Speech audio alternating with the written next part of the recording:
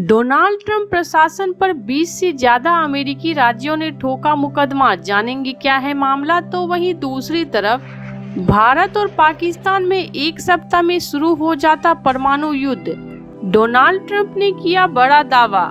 जहां एक तरफ ये सब कुछ चल रहा है तो वहीं दूसरी तरफ पुतिन की युद्ध मशीन को कर रहे मजबूत। भारत और चीन पर लगा दो 500% टैरिफ। अमेरिकी सांसद भड़के। जियोपॉलिटिक्स में बहुत कुछ चल रहा है, जानने को मिलेगा बहुत कुछ। आइए जानते हैं इन खबरों को विस्तार से। अमेरिकी नेताओं ने भारत, चीन और ब्राजील सहित उन देशों की कड़ी चेतावनी दी है जो रूस के साथ व्यापार कर रहे हैं। सीनेटर लिंडसे ग्राहम और रिचर्ड ब्लूमेंथल ने कहा कि ये देश सस्ते रूसी तेल और गैस खरीदकर पुतिन की युद्ध मशीन को समर्थन दे रहे हैं, जिससे रूस यूक्रेन संघर्ष को बढ़ावा मिल रहा है। उन्होंने ऐसे देश पर 500% तक टैरिफ लगाने की मांग कर दी। यह बयान अमेरिकी राष्ट्रपति डोनाल्ड ट्रंप के उस ऐलान के बाद आया जिसमें उन्होंने कहा कि अगर रूसी राष्ट्रपति व्लादिमीर पुतिन 50 दिनों के भीतर यूक्रेन संघर्ष खत्म नहीं करते तो मॉस्को पर 100% सेकेंडरी टैरिफ लगा देंगे। सीनेटर ग्राहम और ब्लूमेंथल ने इस साल अप्रैल में सैक्सनिंग रशिया एक्ट 2025 नाम से विधेयक पेश किया था, जिसके 85 समर्थक भी हैं। इस विधेयक का उद्देश्य रूस पर कड़े प्रतिबंध लगाना और उन देशों को खंडित करना है जो मॉस्को के साथ व्यापार कर रहे हैं। ब्लूमेंथल ने इसे पुतिन जैसे गुंडे के खिलाफ शांति के लिए ताकत की रणनीति का हिस्सा बताया। उन्होंने सोशल मीडिया प्लेटफॉर्म एक्स पर कहा कि यह विधेयक भारत, चीन और ब्राजील जैसे देशों को रूस के साथ व्यापार से रोकने के लिए और सख्त दंड लागू करेगा।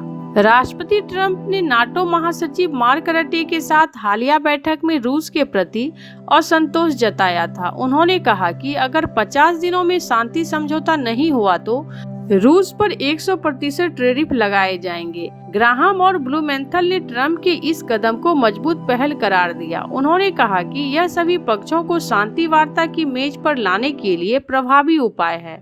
उनका मानना है कि टैरिफ और प्रतिबंधों का लक्ष्य पुतिन को शांति वार्ता के लिए मजबूर करना है, न कि केवल आर्थिक दंड देना। इस बीच भारत के विदेश मंत्री एस जयशंकर ने कहा कि भारतीय दूतावास और राजदूत ने सीनेटर ग्राहम के साथ इस मुद्दे पर चर्चा की है।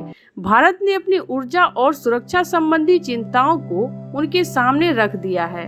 तो वहीं दूसरी तरफ अमेरिका के राष्ट्रपति डोनाल्ड ट्रंप एक बार फिर भारत और पाकिस्तान के बीच जंग रोकने का क्रेडिट ले रहे हैं। अब उन्होंने दावा किया है कि दोनों मुल्कों के बीच परमाणु युद्ध छिड़ने वाला था। खास बात यह है कि भारत लगातार इस दावे को खारिज करता रहा है कि संघर्ष विराम में किसी तीसरे पक्ष की भूमिका थी। पहलगांव आतंकी हमले के बाद भारत ने आतंकवादियों के खिलाफ ऑपरेशन सिंदूर शुरू किया था, जिसके जवाब में पाकिस्तान ने भी कार्रवाई की थी। व्हाइट हाउस में ट्रंप ने कहा, हम युद्ध रुकवाने में काफी सफल रहे हैं। भारत और पाकिस्तान को देख ले, जिस तरह से चल रहा था वैसे भारत और पाकिस्तान में एक और सप्ताह में परमाणु युद्ध छिड़ जाता। वो बहुत बुरी तरह से चल रहा था। हमने उसे व्यापार की मदद से सुलझाया। मैंने कहा कि जब तक आप इसका समाधान नहीं करेंगे तब तक हम आपसे व्यापार के बारे में बात नहीं करेंगे, और उन्होंने ऐसा ही किया। हालांकि यह पहली बार नहीं है कि जब ट्रंप ने इस तरह का दावा किया हो। पहले भी वो कई मौके पर कहते रहे हैं कि भारत और पाकिस्तान के बीच संघर्ष रुकवाने में उनकी भूमिका निभाई है।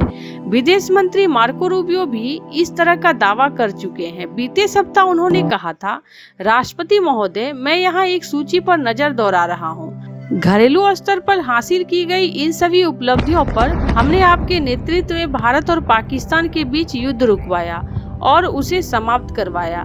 खास बात यह है कि ऑपरेशन सिंदूर के बाद जारी संघर्ष के बीच पाकिस्तान के डीजीएमओ ने भारतीय समकक्ष से संपर्क साधा था। खबर है कि उन्होंने सभी सैन्य कार्रवाई रोकने का अनुरोध किया था। भारत की कार्रवाई के जवाब में पाकिस्तान ने भारतीय शहरों पर ड्रोन और मिसाइल से हमले किए, लेकिन भारतीय एयर डिफेंस सिस्टम के सामने सब फेल थे। इस ऑपरेशन में भारतीय पक्ष को कोई नुकसान नहीं हुआ था। हाल ही में भारत के राष्ट्रीय सुरक्षा सलाहकार अजीत डोभाल ने भी दावा किया है कि ऑपरेशन सिंदूर के समय भारत को कोई नुकसान नहीं हुआ है। जहां एक तरफ ये सब कुछ चल रहा है तो वहीं दूसरी तरफ डोनाल्ड ट्रंप अपने ही देश से घिरते नजर आ रहे हैं। अमेरिका के 20 से ज्यादा राज्यों में डोनाल्ड ट्रंप प्रशासन पर मुकदमा ठोक दिया है। इस स्कूलों के मुताबिक स्कूल के बाद और समर प्रोग्राम समेत विभिन्न कार्यों के लिए मिलने वाली अरबों डॉलर की रकम रोक दी है। कांग्रेस ने कम आय वाले परिवारों की पढ़ाई में मदद, आगे बढ़ने आदि के लिए यह रकम तय की थी, लेकिन ट्रंप प्रशासन ने इस पर रोक लगा दी। अब इसको लेकर राज्यों में काफी ज्यादा नाराजगी है। सिर्फ इतना ही नहीं, ट्रंप प्रशासन के सामुदायिक शिक्षण केंद्रों के लिए दी जाने वाले पैसे भी रोक दिए हैं। यह रकम रोकी गई है। इस पर ट्रंप प्रशासन ने अपना पक्ष रखा है। ट्रंप प्रशासन यह तय करना चाहता है कि जिन संस्थानों को पैसे दिए जा रहे हैं वो ट्रंप की नीतियों के मुताबिक काम कर रहे हैं या नहीं। उधर रकम रोक दिए जाने से कई स्कूलों के सामने संकट खड़ा हो गया है। ईस्ट प्रोविडेंस के बॉयज एंड गर्ल्स क्लब के मुताबिक रोड आइलैंड राज्य ने अपने स्तर पर समर प्रोग्राम जारी रखने के लिए धन मुहैया कराया है, लेकिन सर्दी में स्कूल के बाद चलने वाले कार्यक्रम को लेकर चिंता बनी हुई है। Boys and girls club of America के सारा लूट जिंगर ने कहा कि अगर ट्रंप प्रशासन अगले 3 से 5 हफ्ते में पैसे जारी नहीं करता है तो देश के करीब 926 क्लबों में कई बंद हो सकते हैं। हैरानी की बात यह है कि ट्रंप प्रशासन ने यह फैसला लेते वक्त डोनाल्ड ट्रंप की पार्टी का भी ख्याल नहीं किया। आपको बता दें कि जिन स्कूलों के पैसे रोके गए हैं उनमें से अधिकतर रिपब्लिकन पार्टी के नेताओं वाले क्षेत्र हैं। एक विश्लेषक के अनुसार 4 फ्रीज किए गए अनुदान कार्यक्रम से सबसे ज्यादा पैसे पाने वाले 100 स्कूल जिलों में से 91 रिपब्लिकन जिले में से हैं। इस टॉप 100 स्कूल जिले में से आधे 4 राज्यों के हैं। यह राज्य है कैलिफोर्निया, वेस्ट वर्जीनिया, फ्लोरिडा और जॉर्जिया। तो वहीं दूसरी तरफ इजराइल का खतरनाक प्लान आया सामने। इजराइल और हमास के बीच सीज फायर को लेकर बीते एक सप्ताह से चर्चा हो रही है। यह डील कभी भी हो सकती है, लेकिन अब तक इसके बारे में कोई अपडेट नहीं मिली है। इसकी वजह यह है कि इजराइल अब बेहद खतरनाक प्लान कर रहा है और इसका प्रस्ताव भी अमेरिका और हमास के सामने रख दिया है। इसी के चलते सीज फायर को लेकर चल रही चर्चा अटक गई है और अब तक कोई फैसला नहीं हो सका। दरअसल इजराइल का प्रस्ताव है कि पूरा गाजा ही खाली करा लिया जाए और उसके छोटे से एक दक्षिणी हिस्से में फिलिस्तीनियों को रखा जाए। यह वह इलाका है जो इजराइल की सेना के कंट्रोल में है। इस तरह इजराइल चाहता है कि गाजा में रहने वाले फिलिस्तीनी उसकी सेना के साए में रहे। अब तक इस प्रस्ताव को लेकर इजराइल के आधिकारिक तौर पर कुछ नहीं कहा, लेकिन उसके रक्षा मंत्री इजराइल कॉट्स ने पिछले दिनों इसकी बात की थी। वहीं इजराइल के इस प्लान को लेकर मानवाधिकार संगठन चिंतित है। इसके अलावा अमेरिका, सऊदी अरब जैसे देश भी इस पक्ष में नहीं है। कुछ एक्सपर्ट का कहना है कि इस तरह एक हिस्से में फिलिस्तीनियों को रखना और उन्हें अपने ही घरों में न जाने देना या अलग रखना तो मानवाधिकारों का हनन है। संयुक्त राष्ट्र की परिभाषा के तहत यह तो एक नस्ल को ही खत्म करने की साजिश जैसा फैसला होगा। हमास का कहना है कि इजराइल का यह प्रस्ताव ही वार्ता में बाधा बन रहा है। यही नहीं, अब हमास ने भी आगे बढ़ते हुए शर्त रख दी है, यदि हम इजराइल के 25 बंधकों को रिहा करेंगे तो उसे भी गाजा से अपनी ज्यादा से ज्यादा सेना हटानी होगी।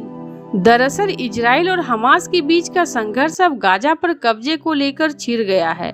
इजराइल चाहता है कि वह गाजा के एक बड़े हिस्से को अपनी कॉलोनी में तब्दील कर ले।